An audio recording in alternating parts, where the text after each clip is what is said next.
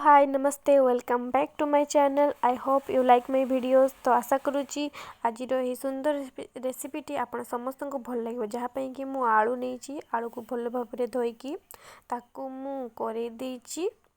देखो ताकू धोईकी मु करे देइची तापरे गोटे मु अलगा जगह आलू को बाहर कर नेबी। तापरे मु चूड़ा को भल भाव धोई नहीं से चूड़ा को भी भल भाव मु चिपुड़ी ताकू से जो आलू रखी से जगह को मु बाहर कर नेबी। तापरे मु किछि प्याज नहीं प्याज को चुन चुन करके काटी देइची आ लंका नहीं जहाँ कंचा लंका भल लगे से नहीं पारे ताकू स्किप मध्य करि परिबे। तो ये भली भाव में देखंतु मो सही भली भाव में देखंतु मु लंका प्याज को पके देइची।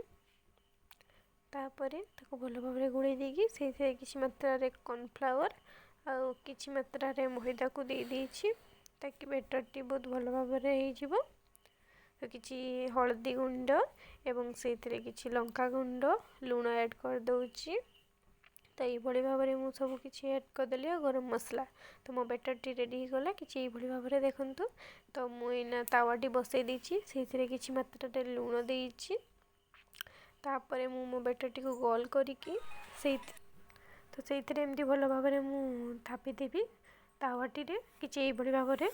तो सब बेटर को मुझे भाव में छापी दूची से किछि मात्रा तेल देदेवी ताले टेस्ट बहुत भल आसीबो एवं भल भाव में से सीझापी मुझे गोटे ढांकुणीटे देदेवी जहाँकि भल भाव में सीझीज। तो मोर सबू स्नैक्स ये भाव में रेडी हो जाइए। तो आशा करुँच समस्त को वीडियो भल लगे लाइक शेयर एंड कमेंट निहाती कर। Thank you.